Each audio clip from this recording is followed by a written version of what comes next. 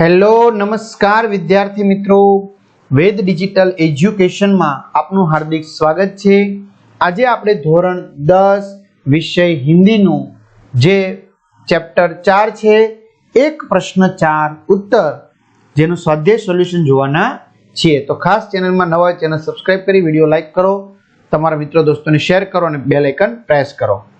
तो एक प्रश्न 4 उत्तर स्वाध्याय सोल्यूशन लिए। तो एमा प्रथम प्रश्न छे पेलो, निम्नलिखित प्रश्नों के नीचे दिए गए विकल्पों में से सही विकल्प चुनकर उत्तर लिखिए। तो साचो विकल्प पसंद करी लखो। तो पहलू, प्रत्येक नागरिक को पूर्णतः लगन एवं निष्ठा के साथ कार्य करना चाहिए। तो ईमानदारी से। वृद्ध ईसाई पादरी ने कहा, तुम लोग अपने काम में गर्व नहीं लेते। भगवान की मूर्ति की स्थापना करने के बाद जो मार्च 2020 में पूछायो छे, उनके कहे अनुसार चलना चाहिए। प्रश्न 2, निम्नलिखित प्रश्नों के एक एक वाक्य में उत्तर लिखिए। पहलू, लेखक को किस बात की खपत है? तो ये पण 2020 में पूछायो छे। तो लेखक को खपत इस बात का है कि जब वे किसी से मित्रता कर लेते हैं तो उसे सहृदय पाकर वे पूछ लेते हैं कि हमारा देश उन्नति क्यों नहीं कर रहा है। बीजो प्रश्न, कुटुंब व्यवस्था किस प्रकार नष्ट हो गई? तो हमारे देश में लोग खुद आगे रहना चाहते हैं, किसी को आगे नहीं बढ़ने देना चाहते। इस प्रकार से उदारता का अभाव होने पर कुटुंब व्यवस्था नष्ट हो गई। तीजू, हम किसकी जय जयकार करते हैं? तो हमारे देश में कई बड़े बड़े नेता हो गए हैं, हम उनकी मूर्ति की स्थापना करके उनका जय जयकार करते हैं। चौथुं, सच्चा देशभक्त कौन है? ए पण 2022 में बेवर पूछाई गયું છે। तो जो अपना कर्तव्य ठीक प्रकार से करता है वह सच्चा देशभक्त है। विद्यार्थी मित्रों, खास अपनी वेद डिजिटल एज्युकेशन नामनी एप्लिकेशन पण छे, जेमां नीचे मुजबनी माहिती तमने मळवानी छे, जेमां पाठ्यपुस्तकनी प्रकरणनी समजूतीना विडियो, स्वाध्यायनी समजूतीना विडियो, विषय प्रमाणेનું मटीरियल, परीक्षा माटे उपयोगी असाइनमेंट, બધા જ વિષયના પરીક્ષાના પેપરની સમજૂતીના વિડિયો, એકમ કસોટીની સમજૂતીના વિડિયો, બરાબર। તો આ બધું આપણી ગૂગલ પ્લે સ્ટોર ઉપર જઈ વેદ ડિજિટલ એજ્યુકેશન નામની એપ્લિકેશન ડાઉનલોડ કરો, તમારા મોબાઈલ નંબર નાખો, સેન્ડ ઓટીપી કરશો એટલે 4 આંકડાનો ઓટીપી આવશે, જે તમે નાખશો તો પેડ કોર્સની અંદર તમને એ 10મા ધોરણના પ્લાન બધા મળી જશે, બોર્ડ માટે ઉપયોગી પેપર સેટ પણ મળશે, એક્ઝામ પેપરમાં પેપરો 3 થી 12 માં 3 થી 12 ધોરણના વિડિયો, તમારું ધોરણ સિલેક્ટ કરી વિષય પ્રમાણે પાઠવાઇઝ વિડિયો જોઈ શકો, અથવા શાળા મિત્રમાં ધોરણ પ્રમાણે વિષય પ્રમાણે તમે પાઠવાઇઝ વેદ ડિજિટલના વિડિયો ફ્રીમાં મેળવી શકશો। ત્રીજો પ્રશ્ન, निम्नलिखित प्रश्नों के 2-3 वाक्यों में उत्तर लिखिए। पहलू, हमारे देश में किस प्रकार जागृति आ सकती है?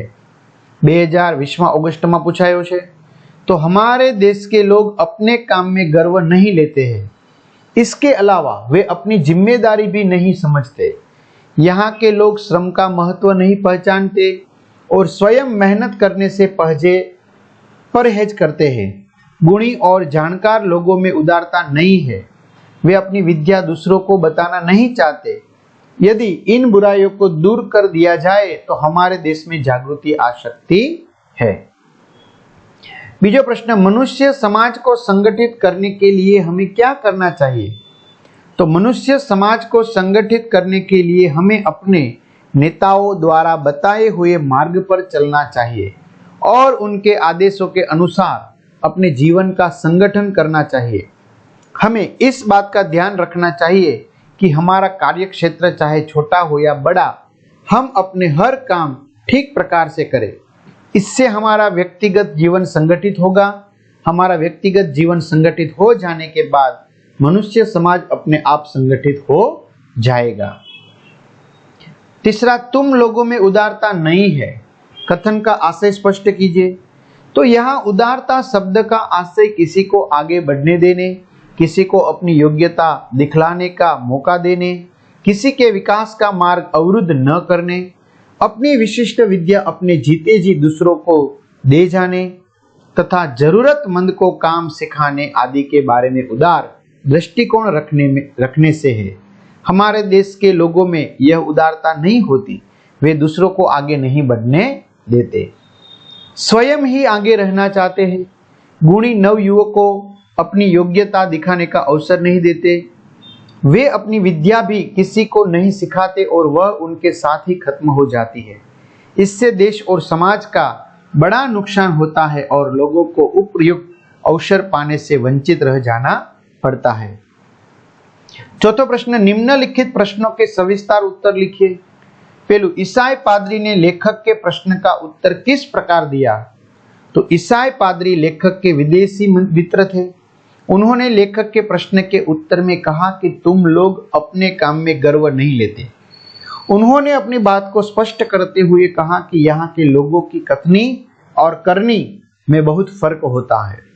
वे नौकरी के लिए दरखास्त देते समय अतिशयोक्तिपूर्ण शब्दों का प्रयोग करते हैं, अपने मालिक की शुभकामना की प्रतिज्ञा करते हैं, पर नौकरी मिलते ही वे अपनी जीविका को ही खराब समझने लगते हैं। वे अपने अन्य साथियों के साथ मिलकर काम खराब करने के लिए षड्यंत्र रचने लगते हैं और मालिक को हैरान कर डालते हैं। अन्य देशों में लोग साधारण शब्दों में नौकरी के लिए दरखास्त देते हैं और जब स्थान मिल जाता है तो वे बड़ी निष्ठा और लगन से काम करते हैं। हमें इस बात पर ध्यान देना जरूरी है। बीजू, वृद्ध सरकारी कर्मचारी ने लेखक के प्रश्न का उत्तर किन किन उदाहरणों से समझाया? वृद्ध सरकारी कर्मचारी लेखक के मित्र थे। लेखक ने जब उनसे अपने देश के उन्नति न करने का कारण पूछा तो उन्होंने उत्तर दिया कि आपके देश के लोगों में जिम्मेदारी की भावना नहीं है। लोग दूसरों के प्रति अपने कर्तव्य को नहीं जानते। लिए गए काम को पूरा करने का गुण लोग भूल गए हैं, इसलिए किसी को किसी पर विश्वास नहीं है।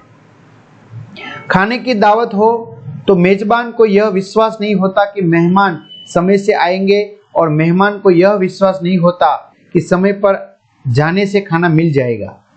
गृहस्थ को यह विश्वास नहीं होता कि धोबी और दर्जी वादे पर कपड़े दे जाएंगे और धोबी और दर्जी को यह विश्वास नहीं होता कि उन्हें समय पर दाम मिल जाएंगे।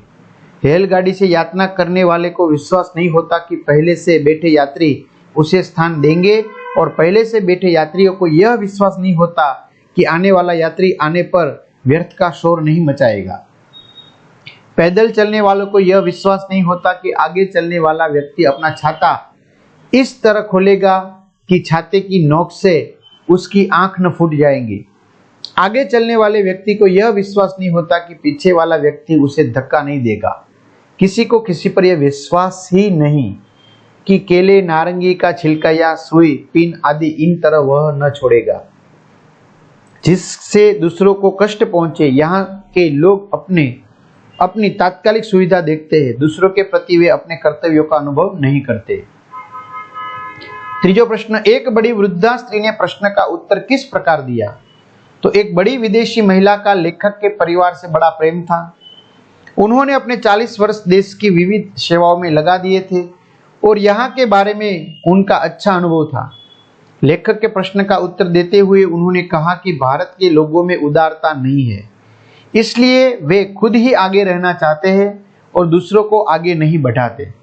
हमारे देश में अनेक गुणी नवयुवक, वे इन नवयुवकों को अपनी योग्यता दिखाने का मौका नहीं देते।